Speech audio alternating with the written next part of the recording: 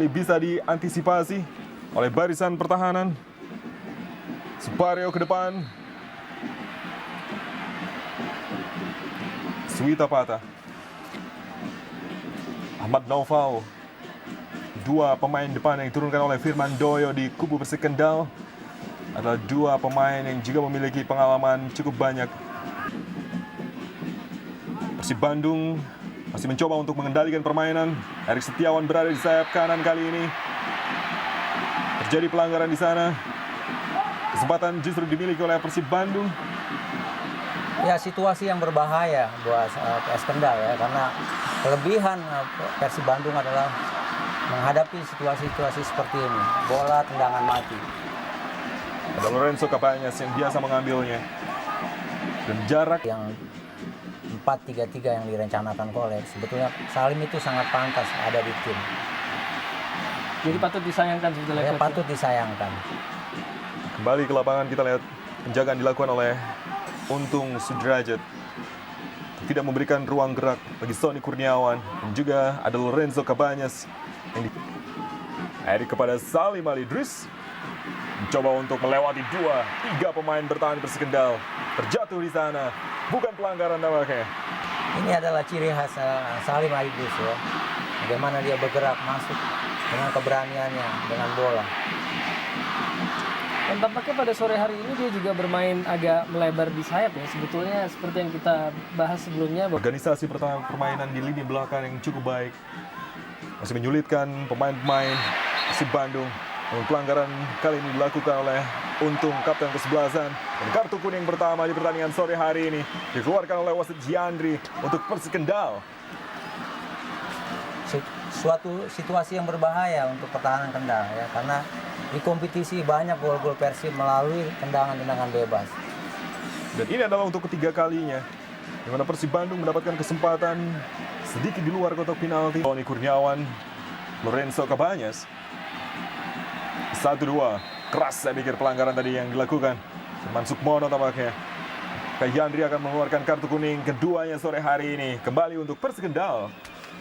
Iya, kelihatan sekali ya Cabanyas, Yaris Riyadi yang diharapkan menjadi dirijen permainan di tengah juga terbawa ke permainan lawan. Tampak mereka begitu terburu-buru ya, ingin cepat-cepat mencetak gol. Iya. Dengan Gilang Angga. Cucu Hidayat.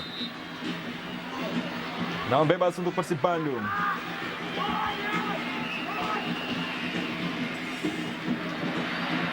Firman Simon Sukmono. Riyadi. Ke tengah kepada Salim Ali Idrus. Yaris Brilliant. Visi yang baik.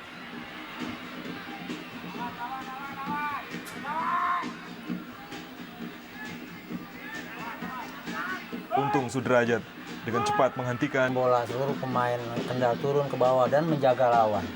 Ini yang membuat pemain-pemain Bandung agak kesulitan untuk masuk. dengan kualitas dua tim yang bertanding saat ini, babak 64 besar, babak 32 besar maksud kami, akan menjadi seru tampaknya. Karena juga tim dari divisi utama yang sudah menunggu, Persijap Jepara.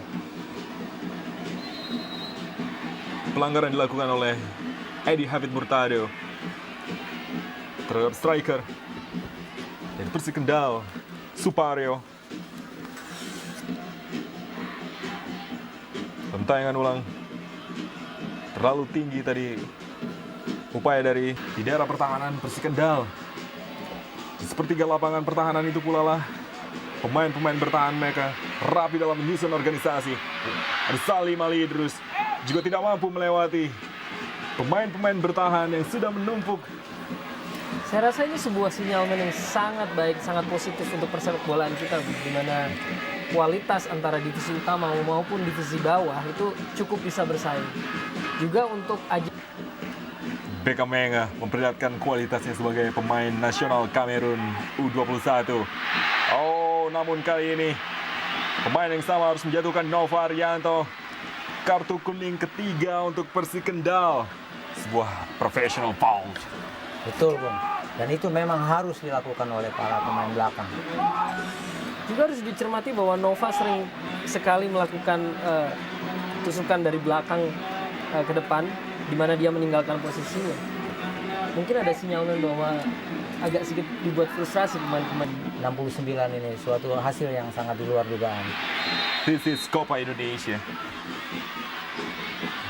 Tim dengan divisi berbeda yang saling bertemu dengan kualitas yang tidak jauh berbeda. Gilang Anggakusuma dijatuhkan oleh Simon.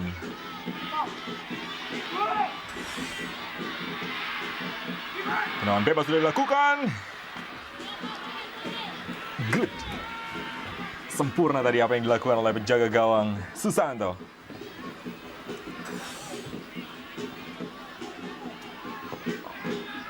Berbahaya kita lihat kalau saja terlepas dari sayap kiri berpindah ke kanan. Kini giliran Ridwan Barkowi mencoba untuk melewati Dwi Kristanto. Oh, terjatuh di kotak penalti. Oh,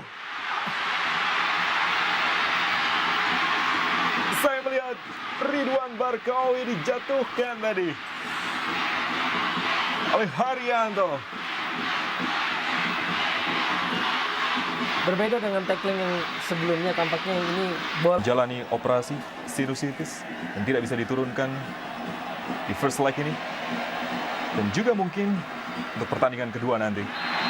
Pelanggaran dilakukan terhadap Barkowi. Kartu kuning kelima. Oh, Iksan. Kartu merah. Kartu kuning kedua diberikan oleh Yandri. Pelanggaran keras dilakukan dari belakang. sebetulnya agak tidak perlu dia melakukan pelanggaran seperti ini, karena yang dia butuhkan hanya memarking Barkawi saat dia menerima bola. Salim Alidrus, Beka.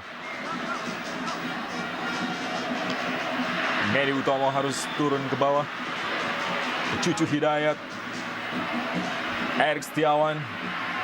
Variasi yang sangat terlihat dari sektor sayap.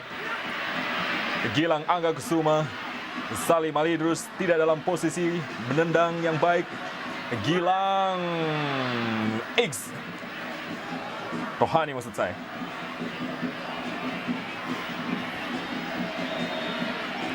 Serangan balik. Coba dibangun. Solikin. Berikan ke sayap kiri. Simon. Banto Utomo. Terlalu sulit. Dengan 3 penjagaan. Yandri mengakhiri pertandingan di babak kedua ini. 3 gol yang masing-masing dicetak oleh Renzo Cabanyas, Diki Firasat, dan juga Nova Rianto. Pertandingan first leg 64 besar Copa Indonesia, 3 gol, 6 kartu kuning.